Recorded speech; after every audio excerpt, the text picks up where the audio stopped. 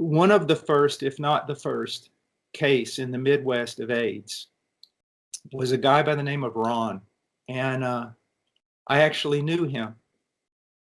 I knew him. And I don't remember if I was in Illinois living at the time before I went to seminary, or if it was after I was in seminary but came back for break.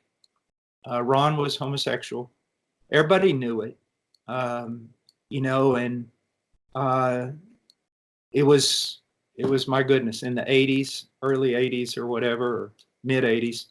And I knew him, friends of mine knew him.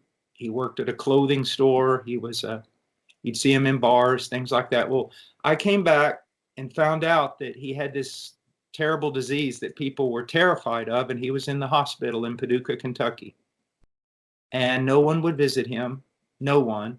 Doctors were wearing, you know, like not hazmat suits, but close to it to go in because no one knew what was going on. All his lovers, whatever, had abandoned him, were terrified, everything. And I went over to the hospital, and they didn't know how contagious all this was. They didn't know anything. All I knew is that I knew Ron, and Ron needed Jesus. And so I talked to the doctors. They cautioned me. I think they even had me sign a paper. And then they put this big suit on me and a mask and head thing. And I went in there, and I met with Ron like 3 different times. And it was, you know, he always took care of himself. You know, he always dressed really nice and everything. But when I went in there, it looked like a skeleton that had been wrapped in wet tissue paper with just horrible, gigantic sores all over his body.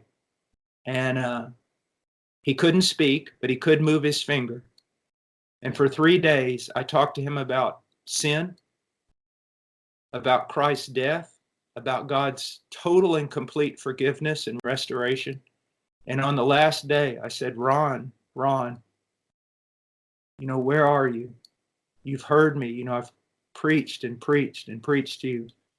And I said, Ron, do you recognize that you're a sinner? And I said, you know, if yes, move your finger. And he just went. And I said, do you now see what it means for Jesus Christ to have died on that cross? You know, are you repenting of your sin? Have you repented of your sin? Are you trusting in what Christ did for you, Ron? Ron, do you have the hope of heaven? You see, that's the Christian response. The problem is now laws are being passed so that we can't even do that. But, you know, no one at that time, I mean, doctors, nurses, I remember saying, you're crazy for going in there. We got to do some crazy things, but we got to do those crazy things in love. We need to be very, very wise. And we also